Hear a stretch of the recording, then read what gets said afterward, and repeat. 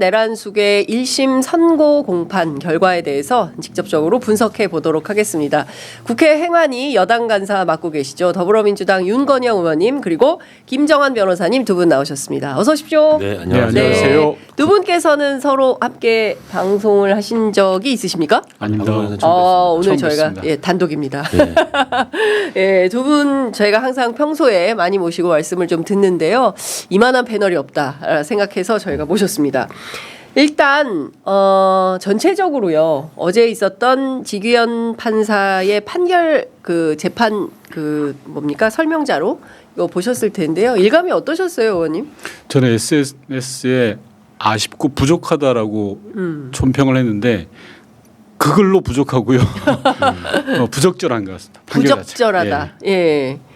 그 우리 김 변호사님은 그 내란 행위 자체가 이제 판결문에서 너무 사소한 일들. 그러니까 뭐 좀 축소됐다 그럴까요? 예. 이 내란의 어떤 역사적 의미 이런 것들이 좀 많이 퇴색한 어떤 그런 그 내용이 아닌가. 판결문이 1133쪽으로 나왔다고 하더라고요. 1000쪽이 넘는 판결문이 나올 거라고 예상은 했는데 이 대한민국에서의 어떤 내란의 역사라든지 헌정사 이런 것들을 짚은 게 아니라 오히려 조금 그 사건의 본질과 관계 없는 부분들을 짚어내면서 그 피고인들의 입장을 너무 많이 반영한 게 아닌가라는 생각이 들었습니다. 좀 뭐 조금 이따 다시 말씀드리겠지만 좀 부적절한 표현들도 많이 나온 것 같고요. 예. 그러니까요. 하나하나 좀 살펴보도록 하겠습니다. 어제 뭐 찜찜하다. 우리 김 변호사님 그런 판결 해주셨고 아쉽게도 안타깝게도 어쩔 수 없이 뭐 이런 표현들이 이제 굉장히 많이 그 등장을 하고 어제 이제 저희 프로그램에 판결 끝나자마자 박범계 전 법무부 장관 판사 출신의 의원님께서 오셔가지고 재판을 이렇게 하는 사람이 어디 유죄를 선고하면서 아이고 죄송합니다만 너 유죄 뭐 이런 방식으로 선고하는 여기 어디가 있냐. 진짜 유죄 선고하기 싫었는데요. 네, 어쩔 수 없이. 네가 막 왜 군대를 보내? 그러니까. 뭐 이런 느낌이죠. 네, 군대만 가지 않았어도 뭐 이런 거인가요? 이게 많은 국민들이 그랬을 것 같아요. 이번 1심을 기다렸던 국민들의 느낌은 그거 아닙니까? 이번 판결을 통해서 야 윤석열 내란을 좀 정리하고 가자. 그렇죠. 예. 쉽게 말하면 더 엔드 끝내자 이거였는데 사실 법이라는 기능이 그건 부합한다고 생각하거든요. 우리가 억울한 일 당하면 야 법에 가서 맡겨봐. 그렇죠. 법이 정리해 줄 걸 믿잖아요. 근데 지금의 내란 재판이 진행되는 걸 보면 사법부 현 수준을 그대로 드러내는 것 같아요. 그냥 뭔가 봐주고는 싶은데 형량은 손을 못 대겠고 네. 무기 아니면 사형이니까. 그렇죠. 나머지 다 격가지를 다 쳐준 거죠. 그냥 편하게 말씀드리면 윤석열이 2심에서 도망갈 수 있는 군형이란 군형은 다 만들어준 거죠. 그렇죠. 다 뚫어주었다. 그 구멍들을 지금부터 하나씩 이제 살펴봐야 될 것 같은데요. 일단 이제 세 가지가 핵심인 것 같아요. 앞서 말씀 주신 대로 핵심은 군을 국회로 보낸 거. 요게 잘못됐기 때문에 너는 유죄고 무기징역을 받아야 돼라는 판단이지만 하나 세부적으로 들어가면 항소심에서 다투면 나갈 수 있어라는 여지를 만들어준 판결문이 아닌가라는 생각이 좀 드는데요. 일단 첫 번째가 치밀하게 계획을 세운 것으로 보이지 않는다라고 지규현 재판부는 보았어요. 네. 어제 이제 그 쭉 판결문을 읽어나가는 과정에서 이제 판결문 자체가 굉장히 양이 많지만 그것을 요약한 내용들을 낭독을 하잖아요. 근데 그 낭독문이 얼마나 중요하냐면 국민들은 판결문을 다 읽을 수가 없거든요. 그럼 국민들에게 이 사건을 사법부가 어떻게 바라보는지에 대한 어떤 발표문 같은 거예요. 그래서 정말 그 발표문을 쭉 읽는 과정에서 첫 번째 제가 이제 턱 걸렸던 부분이 갑자기 이게 장기간 계획한 건 아니다라는 표현이 나오면서 이게 무기징역이 나올 수도 있겠구나라는 생각을 했었고 치밀한 계획 이야기를 했는데 사실 내란 범죄라는 범죄의 성격이 치밀한 계획과 어울리는 게 아니에요. 그러면 12.12 사태부터 1980년에 있었던 그 내란 범죄는 얼마나 오랫동안 치밀한 계획을 세웠을까? 왜냐하면 12.16 사태 이후에 급변하는 어떤 정세 속에서 순간적인 판단을 하면서 내가 이걸 쿠데타를 일으켜가지고 정권을 장악할 수 있겠구나.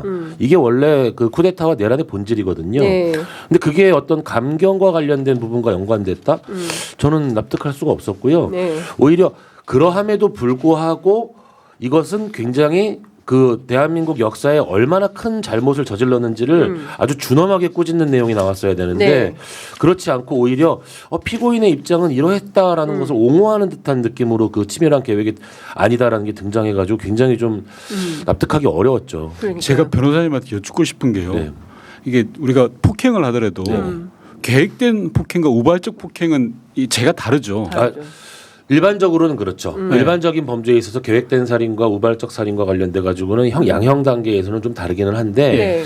지금 이 사건 같은 경우는 그 계획의 그 장단기가 네. 도대체 어떤 형과 연결될 이유가 없는 범죄죠. 네. 네. 근데 왜 이걸 집어넣었어요?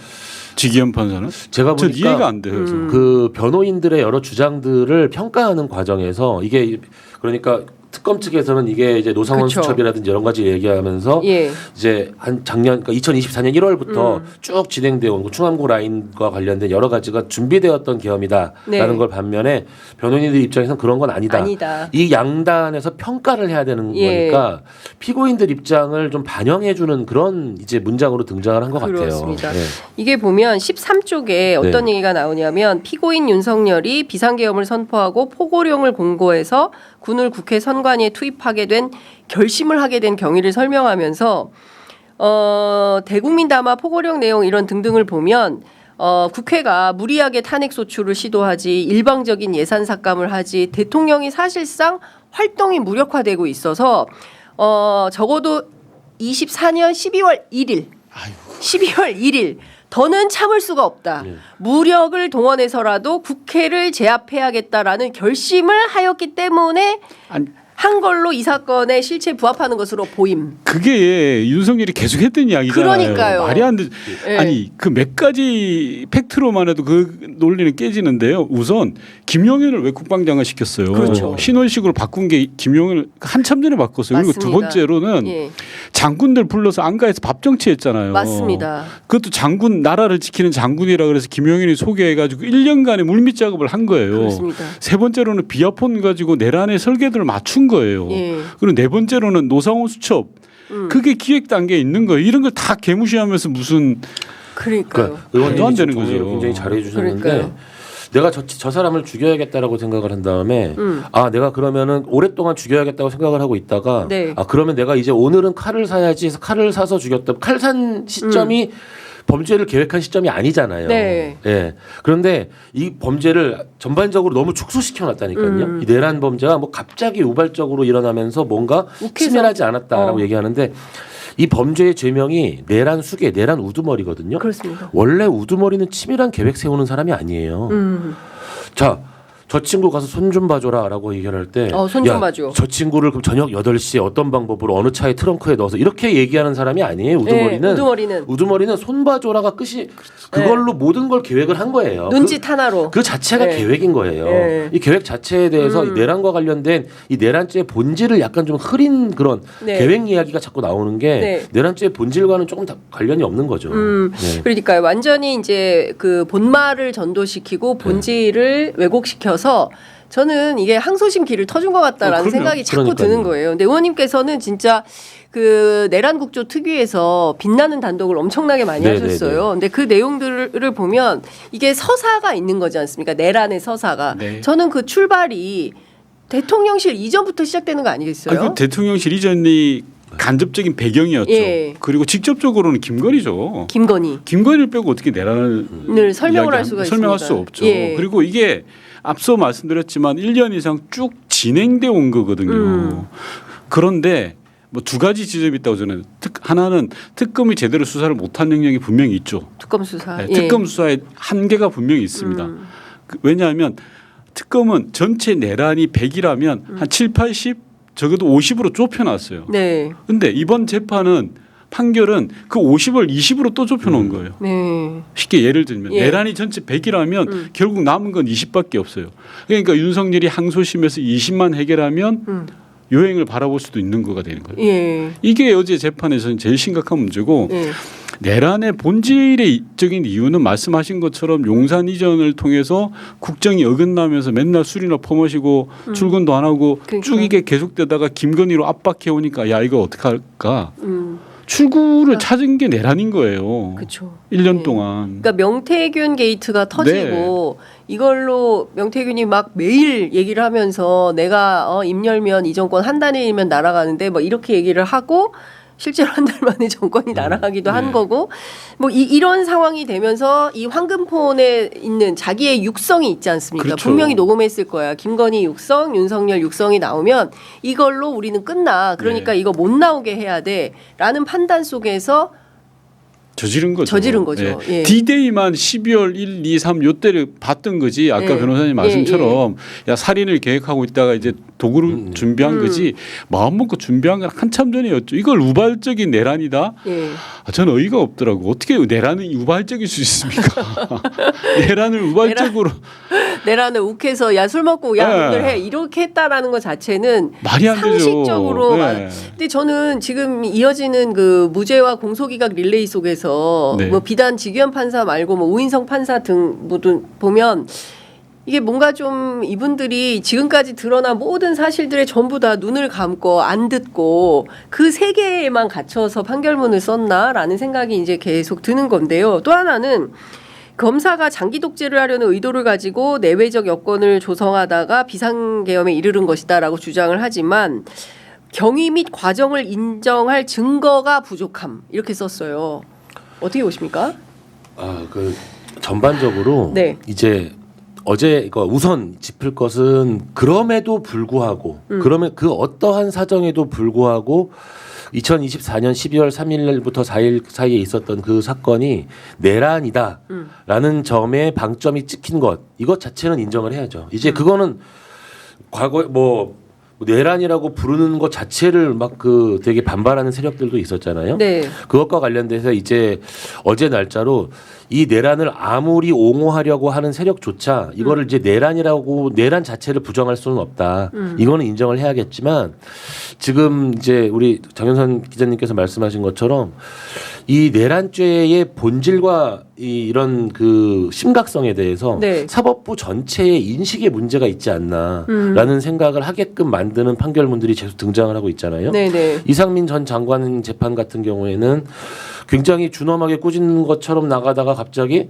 결국에 한 행위는 전화 한 통뿐인데 원래 수개는 전화 한 통 하는 거라니까요. 예. 전화 한 통에 직접 가가지고 언론사 셨다 내릴 게 아니잖아요. 예. 언론의 기능을 마비시키려 했다라는 그 어마어마한 사실 자체를 그거를 7년이라는 말도 안 되는 형량으로 거기서부터 좀 뭐 이상한 일들이 계속 많이 있었잖아요. 그렇죠. 근데 어제도 무기징역이란 형 자체는 사형과 무기징역밖에 없기 때문에 이제 낮은 거를 선택을 하는데 선택하는 과정에 들어가는 데서 너무나 그 말이 안 되는 감경 사유들이 많이 나온 거예요. 정말 너무 짚을 것들이 많은데 가장 대표적으로 짚어야 되는 게 지금 국민들이 가장 기본적으로 공분하고 있는 고령의 공무원 생활을 오래 했다. 그건 가중 사유잖아요. 그렇죠. 그것뿐만이 아니라 그 물리력 65세가 고령은 맞아요 요새. 네. 이 판결문 전체에 대한 인식 자체를 우리가 이거 정말 판결문에 문제가 있다라고 생각을 하게 만드는 문장 물리력 행사를 자제했다. 물리력 행사는 피고인이 자제한 게 아니고요. 국민들이 막은 거고 현장에 있던 군인들이 자제를 한 거예요. 그렇습니다. 현장에 있던 군인들이 그 707 부대라는 가장 대한민국 최정예 군인들이 어기적거리잖아요. 그렇습니다. 그 자제를 한 주체가 피고인들이 아님에도 불구하고 판결문으로 보면 마치 자제한 것처럼 뭐 몇 가지 문제를 더 말씀드리겠지만 그 내란과 어떤 그 전반적인 행위에 대한 그 인식 자체에 그 문제가 있는 표현들이 너무 많이 나왔다. 그러니까요. 이 와중에 또 이 얘기는 말씀을 드려야 될 것 같아요. 지금 코스피가 장중 한때 5,700선을 돌파했다. 사상 최고치를 경신했다는 소식 들어와 있습니다. 박탈감이 너무 느껴집니다.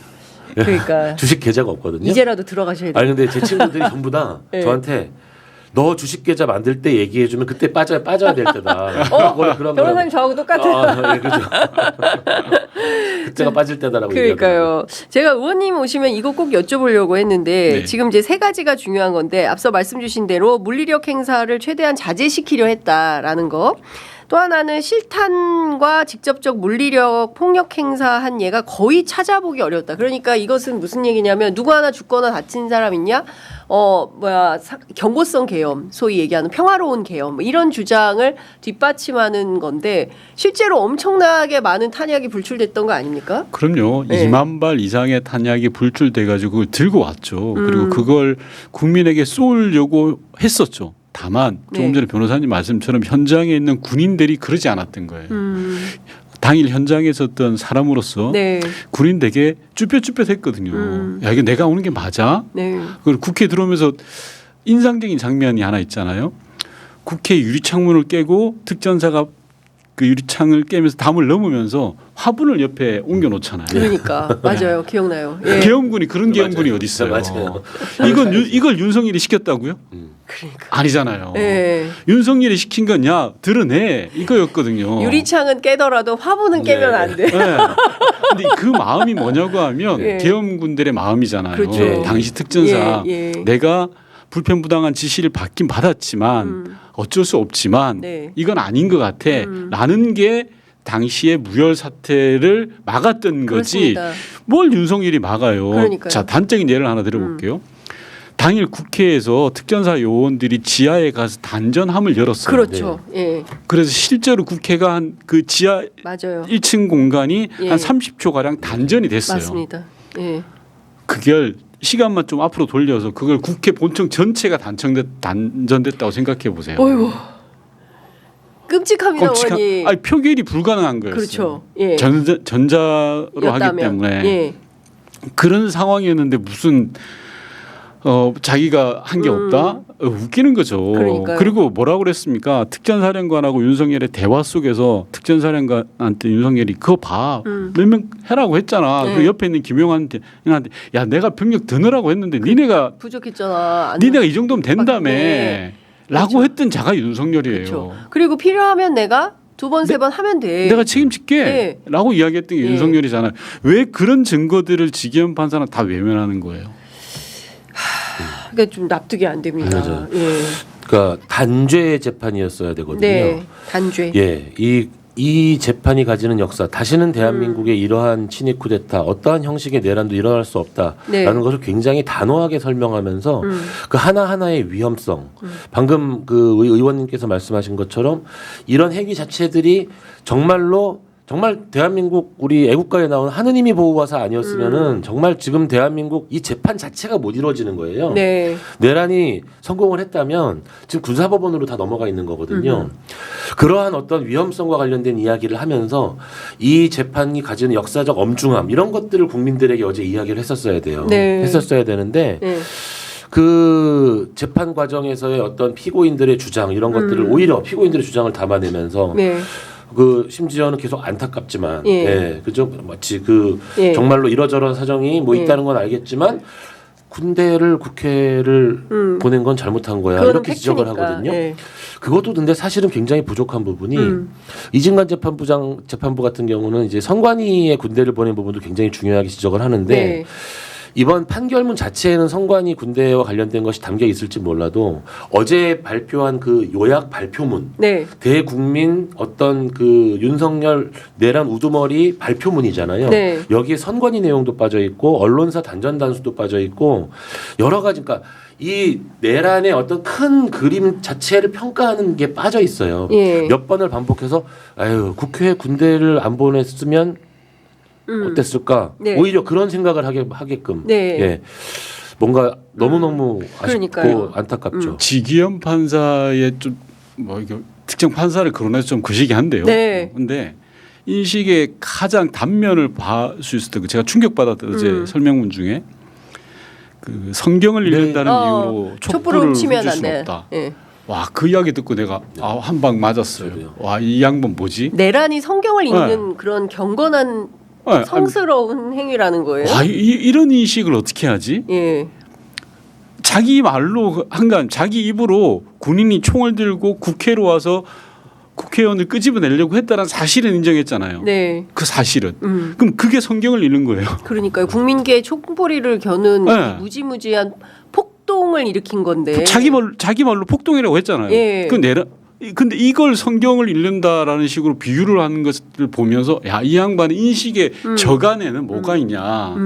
야, 이거는 그냥 윤석열이 억울하게 당했어라는 네. 인식이 있는 것 같아요. 그렇죠. 이런 네. 뭐 단정적으로 표현하는 게 제가 좀 어폐가 있긴 한데 그러지 않고서는 어떻게 이런 표현을 씁니까? 실제로 그런 표현이 등장을 합니다. 윤석열이 김용현, 여인현, 곽종근, 이진우 등과 함께 여러 차례 식사 자리를 한 것은 맞는데 여기서 비상계엄에 대한 언급이 실제 있었는지 의문스러운 점이 많고 오히려 단순한 불만, 격정토로, 하소연, 답답함 아니, 이것을 내비친 것으로 볼 여지도 있음. 대한민국 일국의 대통령이요. 똥별들하고 왜 밥을 먹어요? 말이 됩니까? 아니 밥 먹고 뭐 답답함, 하소연, 술 불만 친구 할 토로, 사람이 없어서 격정토로 이걸 해야 됩니까? 장군들을 불러가지고 군인들 특유의 충성맹세나 어떤 복종과 그리고 어떤 그 또 민간인들과 다른 그런 위계 질서가 있잖아요. 예. 약간 여담이지만 저는 대학에서 오랫동안 이제 근무를 했잖아요. 조교 생활을 오래 했는데요. 네. 저희가 사관학교 위탁 교육생이 나와요. 오, 예, 예. 이제 뭐 헌병 같은 경우는 형법이라든지 위탁 교육생이 나오는데 위탁 교육생을 조교로 한번 써본 교수님은 그 다음부터는 일반 대학원생 조교 못 씁니다. 예. 왜냐하면 그 사관학교 출신들 위탁 교육생들은 오자마자 네. 모든 책을 앞열을 쫙 맞춰놓고 예. 일단 각 잡고. 교수님 들어오기 전에 일단 출근해오는 건 충분한 건 기본이고요. 네. 일반 대학원생들은 상상할 수 없는 충성심을 보이거든요. 예. 딱 그 사관학교 출신 위탁교육생 조교 한번 써봤다. 그 다음부터는 일반 대학원생이 마음에 안 드는 거예요. 아버지가 그 군인인 집의 아이들은 네. 들어오면서부터 신발 신발부터 정리부터 하고 정리하잖아요. 원위치. 그럼 다 원위치 해야 돼요. 군인들하고 술 먹고 저녁 얘기하고 이러는 게 아마 본인 입장에서는 뭐 어떤 대통령이라는 지위를 마음껏 누리는 군 통수권자로서 그런 순간일 수 있었을 것 같은데 완전히 정치인으로서 말도 안 되는 행위를 한 거죠. 그리고 또 하나 네. 중요한 것은 네. 그 정치적 반대 세력을 일거에 제기하려고 장기간 마음 먹고 비상계엄을 선포했다고 보기에는 지나치게 준비가 허술했다. 이제 이런 표현이 등장하는데요. 그 왜 12월 3일이냐? 하필이면 그 이튿날 국회 본회의가 있었고 다른 날짜 할 수 있었는데 왜 12월 3일이냐? 근데 오늘 아침 보도에 따르면 일망타진 계획을 맞아요. 세웠다는 거예요. 그러니까 지역에 여러 군데 국회의원들이 가 있으면 한꺼번에 잡아다가 그 영연백에 가둘 수가 없어서 일망타진 계획을 세운 거다.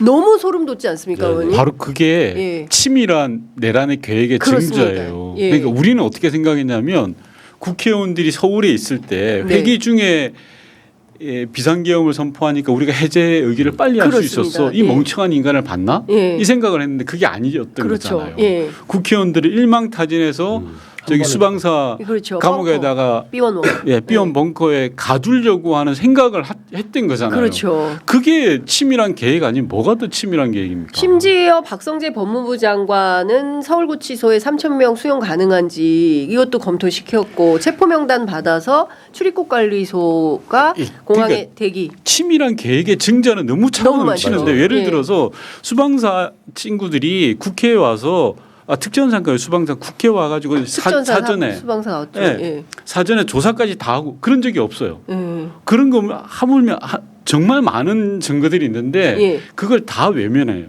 어제 판결에서. 네.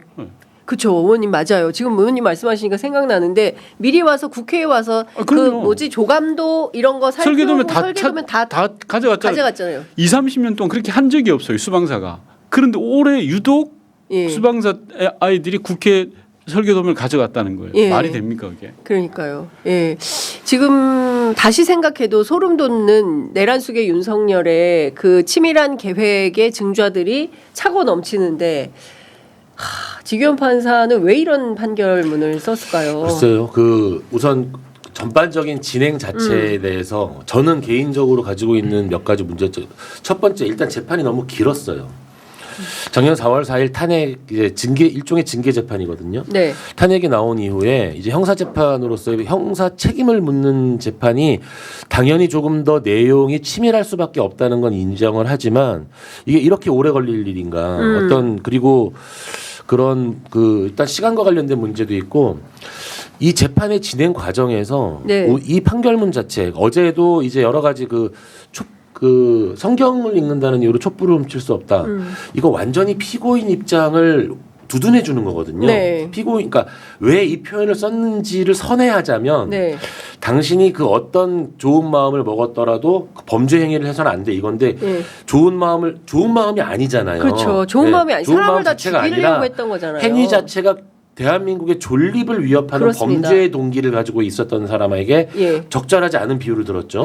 재판 진행 절차와 관련돼 가지고도 정말 최후 진술을 하는데 앉아서 하는 사람 좀 처음 봤고요. 방청석 향해 하는 사람 처음 봤고요. 어제 같은 경우 형을 내릴 때 존댓말로 형을 내리는 사람 처음 봤잖아.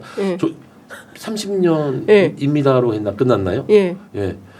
글쎄요, 저는 전반적인 진행 자체에 너무 이제 피고인의 입장을 배려하는 진행을 함으로써 이 재판이 가진 역사적 의미를 좀 퇴색시켰다. 이게 있고요.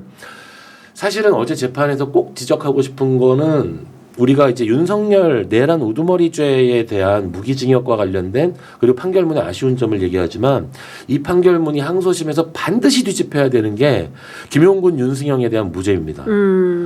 이 국헌문란의 목적과 관련돼 가지고 이 두 이제 한 명은 군인으로서의 어떤 한 명은 경찰로서의 내란 어떤 그 국헌문란의 목적을 인정하지 않은 부분이 있는데요. 이거는 그 사람들이 가지고 있는 지위를 봤을 때 이 사람이 노상원과 함께 어떤 회의를 했는지 이 경찰이 이 국헌문란의 목적이라는 건 미필적 인식으로도 가능한 거거든요. 미필적 인식으로 가능하다는 걸 인정하면서 어떻게 무죄를 내릴 수가 있는지 이 부분은 아예 오판이라고 저는 생각을 하거든요. 네네. 예. 아주 잘못된 거예요. 네네. 왜냐하면 이상민 판결조차도 뒤집는 거예요. 네네. 왜냐하면 윤승영 수사기획 조정관을 어제 지겸 판사는 하급 간부 맞아요. 이렇게 이야기를 하는데 택도 없는 소리입니다. 대한민국 치안감이에요. 치안감. 네. 그러면 경찰에서 아주 고위 간부예요. 그리고 그냥 단순하게 포고령을 따랐다라는 취지로 판결을 내리더라고요. 그게 얼마나 위험천만한 일이냐면요. 자, 그렇다면 만약에 윤석열이 내란에 성공해서 윤석열의 지시에 수많은 사람이 따랐다. 그 자들 다 용서해야 되는 거예요. 그렇죠. 그렇지 않습니까? 그렇습니다. 나는 지시를 따랐는데 뭐 포고령에 따라서 그건 대한민국 공무원들한테 절대 어제 판결 중에 변호사님 말씀 잘하셨는데 정말 해서는 안 된 그리고 뒤집어야 될 표현이 좀 어폐가 있습니다만 바로 잡아야 될 판결 중에 하나가 윤승영 수사기획 조정관에 대한 무죄 부분입니다. 이거 무죄 줄 수가 없는 부분이에요. 김용군 헌병대장의 역할이 어떤 거였죠? 노상원 씨랑 같이 롯데리아에서 롯데리아에도 이제 정보사와 관련된 사람들을 인원 구성해주고 그런 내용이었죠. 그러니까 일종의 문상호의 지시를 받아가지고 일종의 내란 기획에 함께 참여했다 이런 부분이 있고 내란 중요 임무 종사가 됐는데 이게 단순히 그런 회의와 가담, 그러니까 그 자체가 내란 모의로 보기가 힘들다 이렇게 판단을 한 거거든요. 이거 굉장히 위험한 그 결정이 나왔다고 생각을 하는 게 포고령을 단순히 따랐다. 저는 개인적으로 그날 밤에 포고령이 딱 떴을 때 이 포고령이 위헌이다라는 생각이 들어가지고 이제 포고령 위헌 헌법 소원을 제기하면서부터 제가 이제 여러 가지 그 관련된 헌법 소원을 제기한 활동을 했는데 그 포고령은 대한민국 군인이나 대한민국 경찰, 대한민국 공무원 그런 공무원 신분을 가지지 않더라도 딱 떴을 때 이거 내용이 이상하다 정도를 판단할 수 있어야 되는 거예요. 그 포고령에는 뭐 국회 정치 개입, 군인으로서 국회를 개입하면 안 되는지 몰랐다. 그것뿐만이 아니라 그 안에는 처단한다라든지 각종 영장 없이 체포한다라든지 여러 가지 내용들이 다 있었거든요.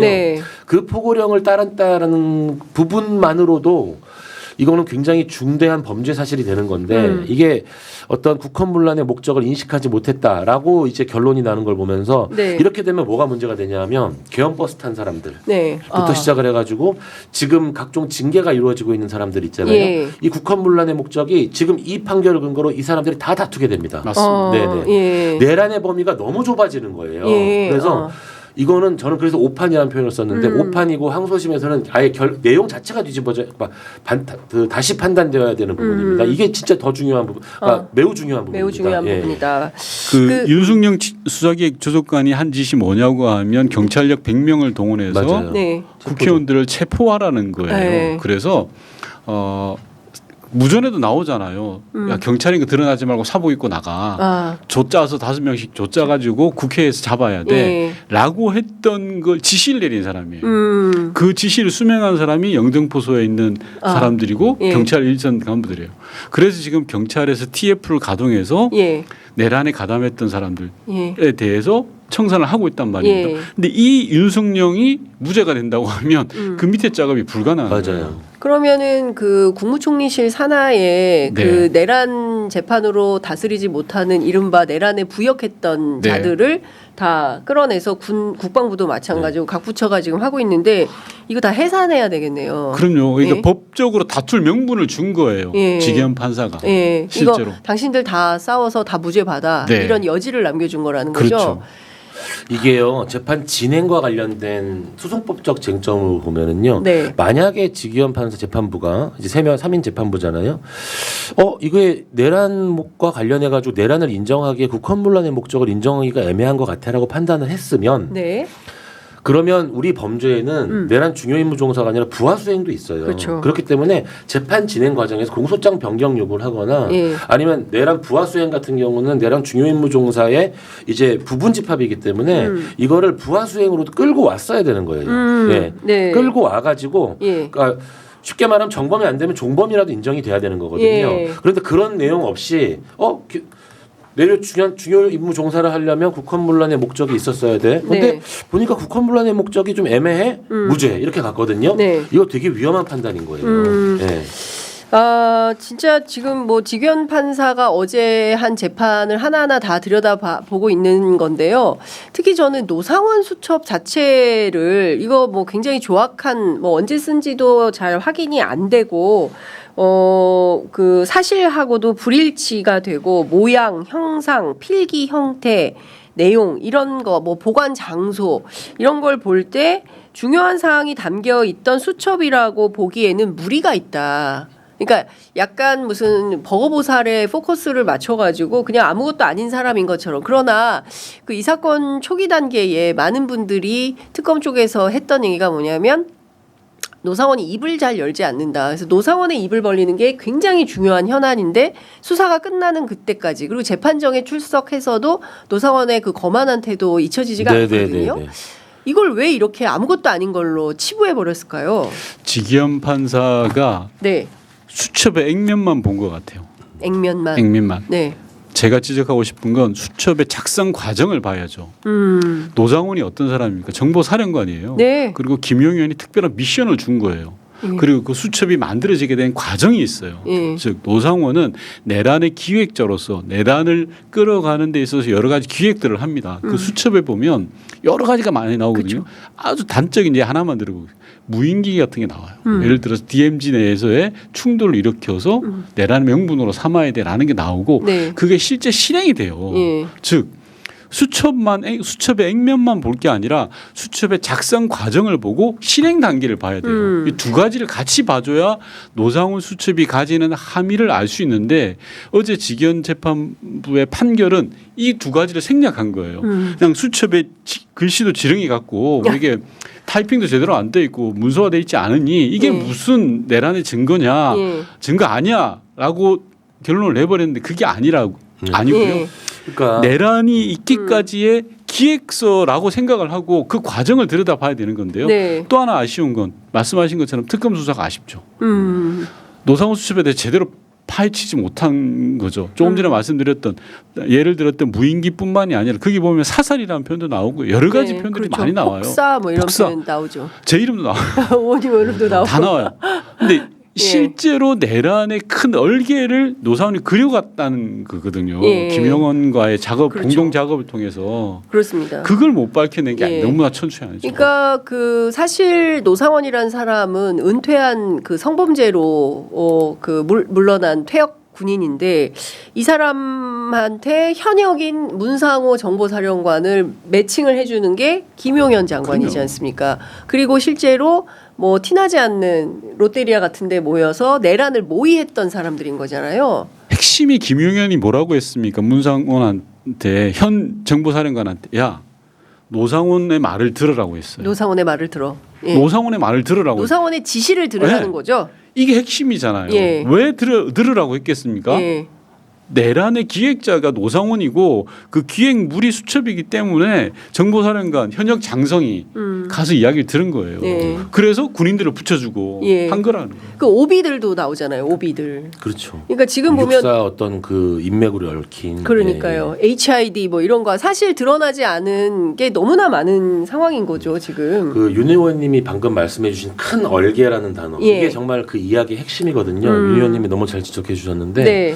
이번 내란과 그 관련 재판들이 진행되는 걸 보면서 우리가 그 법복 입은 귀족이라고 하잖아요. 네. 판결을 오래 해온 판사들이 이제 법리를 따지는데 이렇게 따지는 거예요. 지금 수첩이라는 것이 내란과 연결되는데 이게 내란 연결되는 개연성은 있을지 몰라도 이게 완벽한 인과관계가 있느냐 이렇게 보면은 또 의문이 가질 수 이렇게 보면 마치 되게 법리를 설치하는 것 같거든요. 근데 이거예요. 여기 자동차가 한 대 있는데 네. 이 자동차를 평가해줘 그랬더니 네. 바퀴 따로 떼고 핸들 따로 떼고 네. 이 법 그 판사들이 그게 익숙한 거예요 지금. 아, 네, 따로 예. 이 자동차가 정말 위험한 거였지라고 했더니 바퀴 안 위험한데 핸들 안 위험한데 네. 헤드라이트 안 위험한데 야 이거 안 위험한 건데 이러면서 하나씩 떼는데 익숙한 사람들이거든요. 황당무계한. 이게 근데 그 판사들이 대한민국 판사들이 그런 법리를 세밀하게 분석하는데 굉장히 아니, 교수님 익숙하기 학교에서 때문에 그렇게 가르쳐서 그런 거 아니에요? 가르치는 과목이 헌법이라서 조금 다르긴 하지만 네. 이제 이게 뭐냐 하면 지금 그 노상원 수첩 같은 경우 윤 의원님이 큰 얼개라고 얘기했을 때 그 전체적인 내란을 보는 하나의 어떤 키로 들어가 작용하는 중요한 거잖아요. 예. 근데 수첩만 딱 따로 떼고 보면 이 수첩에 이게 어떤 개연성의 부분이지 이게 이 수첩과 관련된 내용이 전체적인 인과관계야? 예. 뭔가 좀 이게 안 맞는 게 있단 말이에요. 그러니까 큰 그림을 좀 보지 못한 부분이 있는 거죠. 예. 그러니까요. 근데 되게 중요한 말씀들을 해주신 것 같습니다. 특히 이 내란의 기획이 어디서부터 어떻게 출발한 건 실질적 내란의 기획자가 누구냐. 우리는 아직도 잘 찾질 못한 상황인 거예요.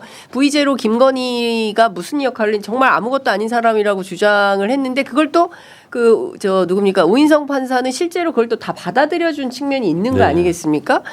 그러니까 우리 그 법복 입은 귀족분들께서 이런 방식으로 그 이 세상과 그야말로 단절된 상태에서 살고 있는 건가라는 생각마저 드는 겁니다. 정말 이해할 수가 없고 이것도 좀 여쭤볼게요.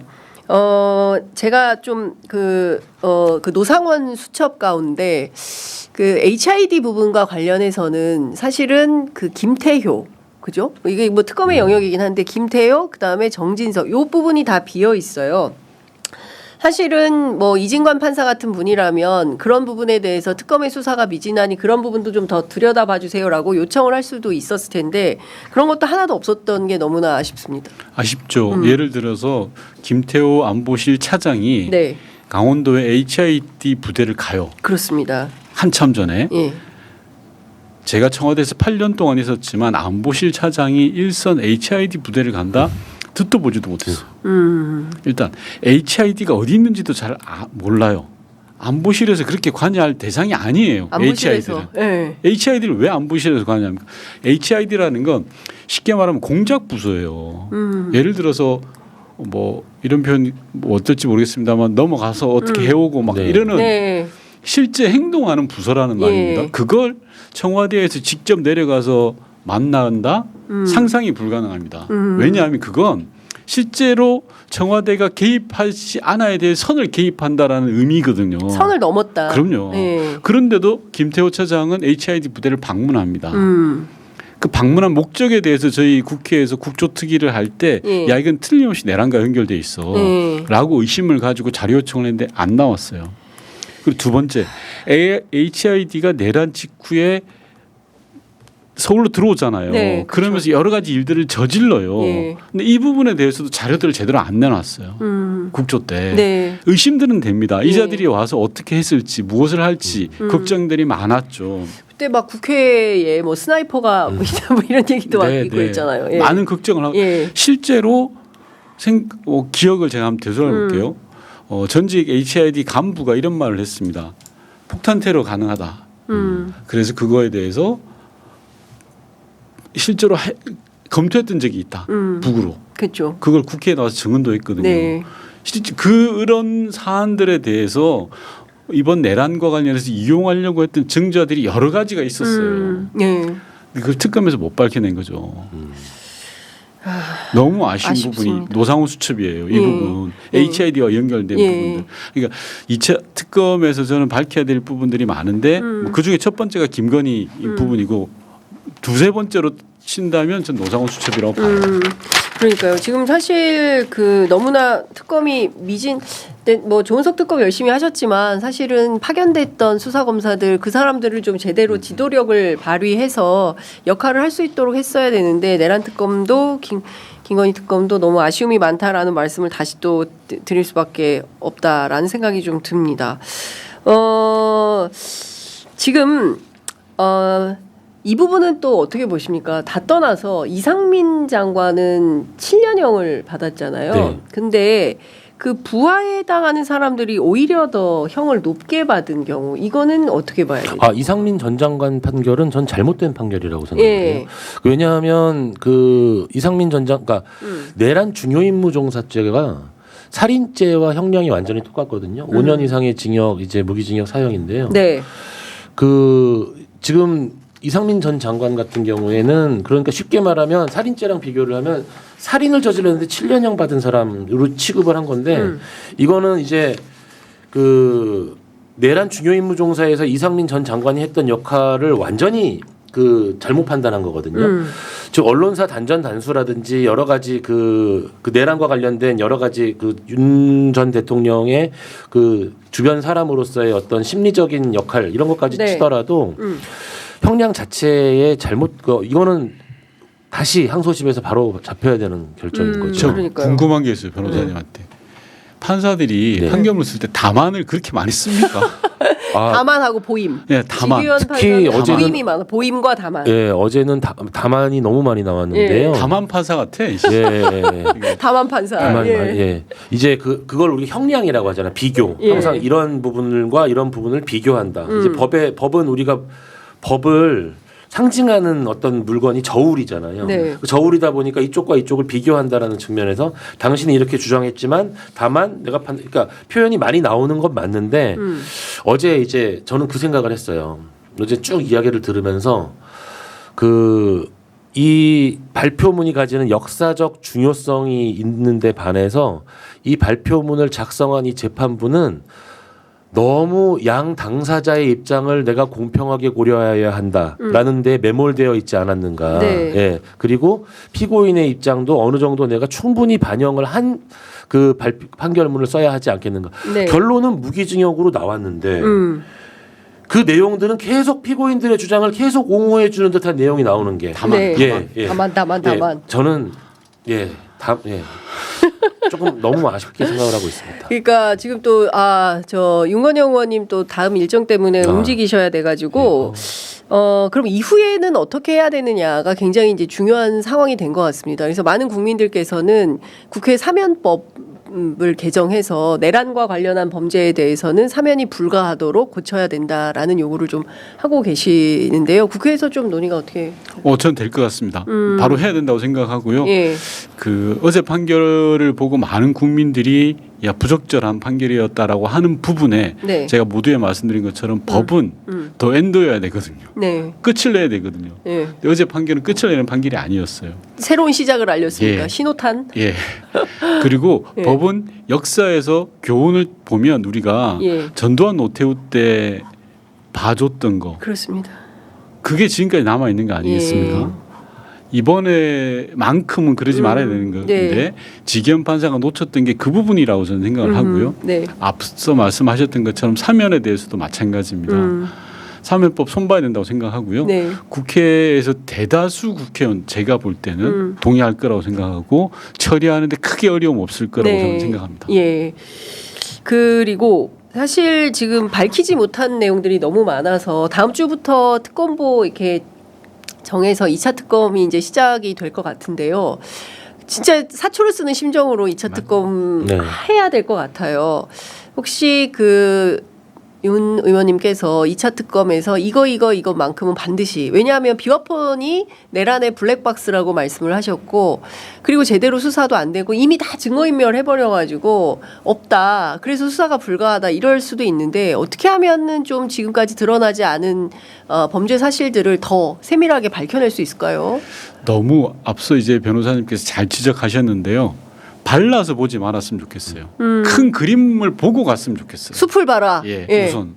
그런 다음에 그 숲 이후에 뭐가 있는지를 좀 봤으면 좋겠어요. 숲 넘어. 숲 너머에. 아주 그 시간이 없으니까 짧은 예안 하나만 드릴게요.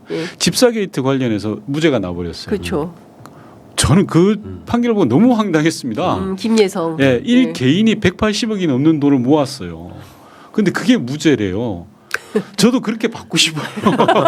제가 국회의원인 윤건영 의원님도 안 줘요, 기업들이. 무슨 180만 원이라도 받았으면 100분의 1만 줘도 좋습니다. 말이 안 되잖아요. 18만 원도 안 줘. 1억 8천.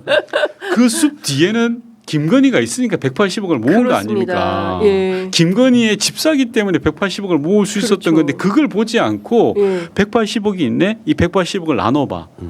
그 과정에서 무슨 문제가 있어. 이러면 답이 안 나와요. 맞아요. 그 숲 뒤에 김건희와 연결돼 있는 이 180억이 어디에 쓰여질 것인가를 봐야 되는 거예요. 그걸 지금 1차 특검에서는 못 봐서 전체를 보고 그 숲 뒤를 봤으면 좋겠다는 말씀을 드리고 싶습니다. 네, 참 그 굉장히 의미 있는 숲 너머의 진실을 봐야 된다라는 말씀을 좀 주셨습니다.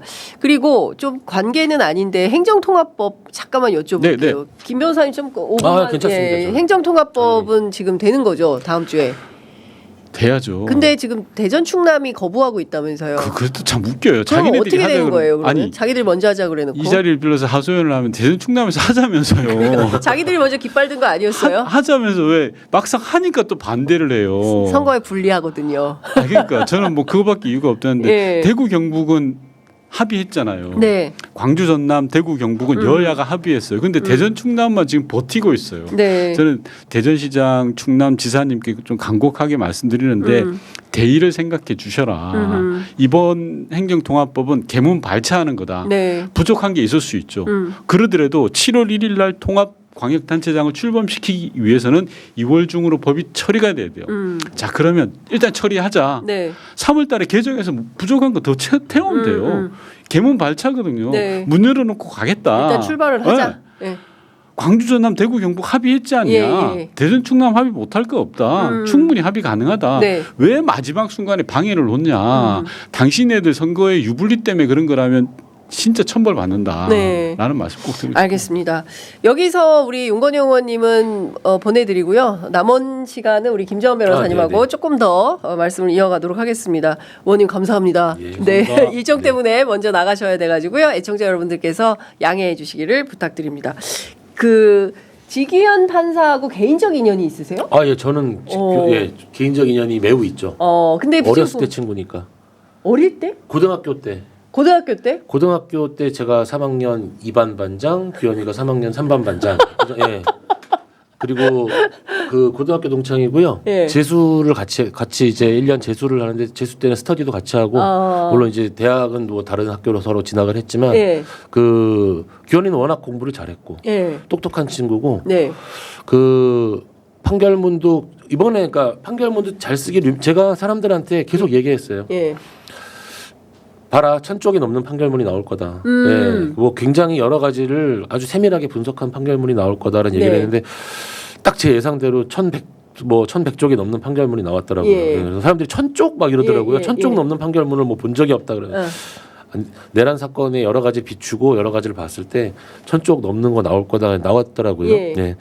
그럼에도 불구하고 이제 그거 사적인 친구의 인연 그리고 개인적으로 근데 판결문을 보면서 아쉬웠던 게 우리 지기현 판사님이 개인적인 성격도 어느 모임을 가도 그래 네 얘기도 맞고 네 얘기도 맞고 이게 되게 하여튼 이야기를 이제 그 전체적인 걸 분위기를 잘 맞추는 친구거든요.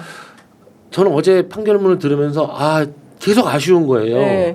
단죄를 해야 되는데 조금 더 단호하게 설명해야 되는데 조금 더 내란과 관련돼 가지고 이 내란의 잘못을 더 꾸짖어야 되는데 꾸짖는 게 아니라 당신이 이러이런 동기를 가졌어? 그래도 내란이야. 뭔가 되게 힘이 빠지는 듯한 그렇죠. 그 부분이 너무 안타까운 거예요, 저는. 아니 근데 예. 그 고등학교 때도 이렇게 레크레이션 강사 아니 그 스타일이었어요? 그 모든 어떤 모임에서든지 예. 가장 이제 하여튼 유쾌하게 모든 분위기를 만드는 그런 네. 그런 예능을 하지 왜 판사를 하셨어요? 예. 예. 뭐 하여튼 그런 게 있죠. 참 어쨌든 지금 보면 이런 것 같아요. 양쪽을 다 고려하다 보니 어제 양쪽에서 다 욕먹는 판결문을 쓴 거 아니냐. 사실은 어제 발표문에 네. 굉장히 비상계엄이 내란이 아니다라는 표현이 나와가지고 제가 깜짝 놀라가지고 네. 비상계엄 자체는 내란이 아니지만 네. 우리는 지금 그냥 비상계엄을 이야기하는 게 아니에요. 네.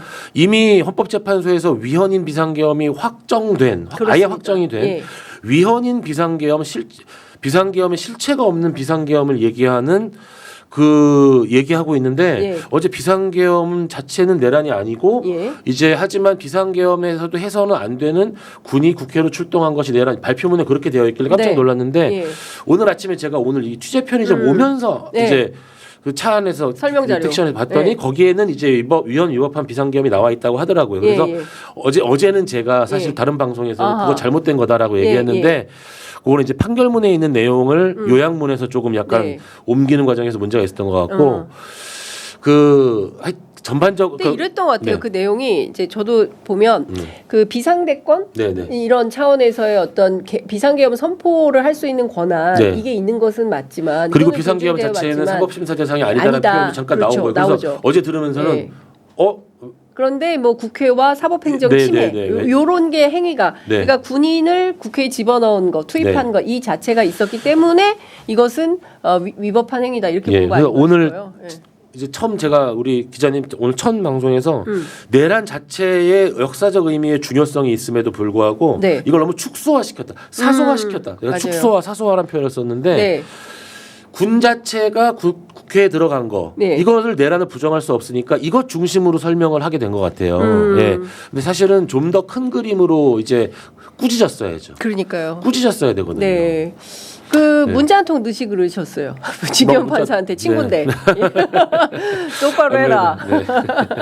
보니까 박지훈 변호사도 군 네. 법무관 할 때 네, 지경 군법무관 판사하고 동기. 같은 동기라고 하던데 주변에 이제 그 법조인들 많이 친구분들이 있으니까 네. 이러저러한 영향을 상당히 받을 수도 있겠다라는 생각이 좀 드는데 네.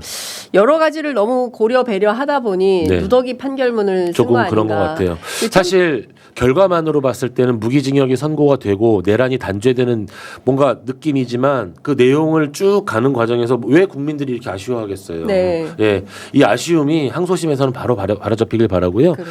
제가 하나만 더 이제 예. 덧붙이면 사면을 금지하는 내란 외환죄에 대해 사면을 금지하는 것이 대통령 권한과 관련된 위헌의 소지가 있다라고 주장하시는 분들이 있는데 네. 제가 헌법을 전공했잖아요. 헌법을 가르치고 있잖아요. 네. 대한민국 헌법은 사면을 법률이 정하는 사면이라고 하고 있고요. 특히 헌법은 내란죄와 외환죄의 경우에는 특별한 대통령과 관련된 어떤 불소추 특권을 둘 만큼 다른 형벌과의 차이를 두고 있기 때문에 네. 내란 외환죄에 대해서 특별하게 사면을 금지하는 법률을 만드는 거는 위헌이라고 보기 어렵습니다. 예. 자꾸 그걸 위헌이라고 또 주장하시는 분들이 있더라고요. 맞아요. 예. 그래서 그거 위헌 아니라는 얘기도 좀 잠깐 네. 보태드리고 싶어요. 예.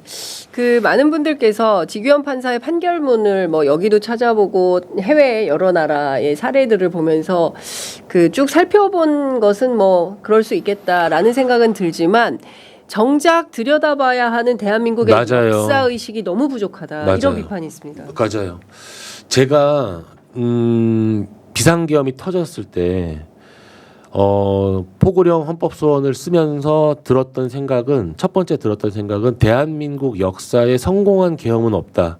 계속 그것만 생각을 했거든요. 네. 대한민국 역사에 성공한 계엄이 없다라는 것이 네. 그리고 죽은 사람이 산 사람을 살린다는 것이 네. 광주에서 돌아가셨던 분들이 결국에는 예. 그 당시 10몇 년이란 아주 오랜 기간 동안 그 사람들이 호의호식하며 잘 살았지만 최종적으로 어떤 역사적 평가를 받는가를 본 것이 이것이 이제 지금에 와서 사람들이 국회로 뛰어가게 만드는 원동력이 됐잖아요. 그렇습니다. 예. 이제 어떤 대한민국의 역사와 대한민국 비상계엄의 역사 그리고 국회 해산권 같은 경우도 대한민국의 역사에서 과거에 국회 해산권이 있었거든요. 네. 헌정사에서 국회 해산권을 두었을 때 어떠한 독재, 대통령의 그렇죠. 독재가 있었는지 예. 오히려 이런 부분을 밝혀 주었으면 오히려 더 국민들에게 설득력이 있었을 텐데 이게 오히려 저는 그렇게 생각을 해요. 이 재판부 특히 지기현 재판장 그러니까 이 내란죄의 본질에 대해서 굉장히 천착을 한 것 같아요. 네. 예. 그러면서 비유를 들면서 나온 게 찰스 1세가 나오고 그러니까, 얘기를 했는데 이게 현대 민주주의에서 과거에 왕을 비교하는 것 자체가 잘못됐거든요. 그렇죠. 예. 우리는 저는 왕을 뽑지 않았습니다. 그러니까 찰스 1세 저는 그 왜 그런 내용이 나왔는지는 알겠어요. 예. 내란죄의 역사성이라든지 뭔가 내란죄의 본질을 조금 더 판결문이지만 사실은 그건 일반적인 형사 판결문에 들어올 게 아니라 그거는 논문에 나오는 거예요. 논문. 예. 예. 학자들이 예. 형법에서의 내란죄의 본질 뭐 이런 예. 제목을 가지고 논문을 쓰는 건데 이 재판부가 특히 지기현 재판장이 욕심을 낸 거죠. 예. 내가 내란죄라는 아주 역사적인 재판을 맡았으니 내란죄의 본질을 판결문에 좀 담겠어라고 하다가 여러 가지 비교법적인 얘기들을 막 담게 됐는데 네. 저는 들으면서 그 부분은 이해가 되면서도 아차 싶었던 게 왜 찰스 1세가 나와요? 여기서. 대한민국 국민들이 대통령 지금 내란 저지른 거 이야기를 하는데 왜 영국의 왕 얘기가 나오냐고요. 그러니까요. 물론 그 사람은 참수되었었죠. 예. 반역죄로. 네네. 그러니까 뭔가 그러니까 오히려 좀 잘못된 방향으로 저는 대한민국 헌정사를 들여다보고 대한민국 국회 해산의 역사를 들여다보고 대한민국 대통령이 계엄을 했을 때 이것들이 과연 대한민국 역사에서 어떠한 그리고 정말로 대한민국 역사에 성공한 계엄은 있을 수 없습니다. 만약에 이런 표현을 하나 넣었다고 생각해 보자고요.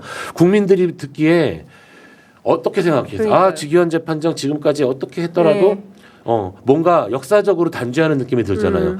어제 저는 한 줄 평은 역사적으로 단죄하는 느낌을 못 받았다예요. 네. 역사의 단죄, 역사적 단죄가 없었다. 네네. 예, 알겠습니다. 뭐 다음 주 월요일 뭐 북부 지법으로 출근을 하게 되는 지기현 판사가 어떤 마음으로 출근을 하게 될지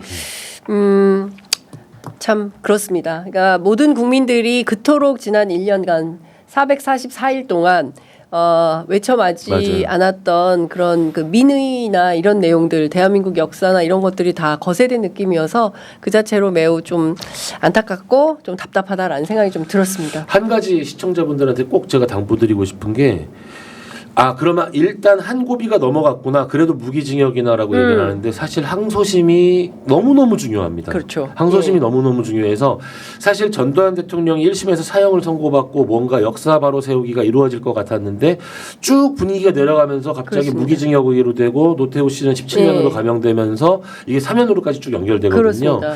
저는 이 항소심에 가지는 중요성, 항소심에서의 감형이 이루어지면 안 되는 부분이 반드시 존재하거든요.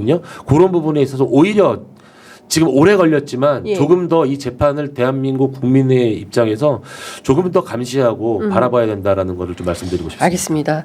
더 열심히 감시하도록 하겠습니다. 아유, 김 변호사님 오늘 너무 알토란 같은 재판 해설 너무 감사드립니다. 오늘 말씀 잘 들었습니다. 감사합니다. 고맙습니다. 네.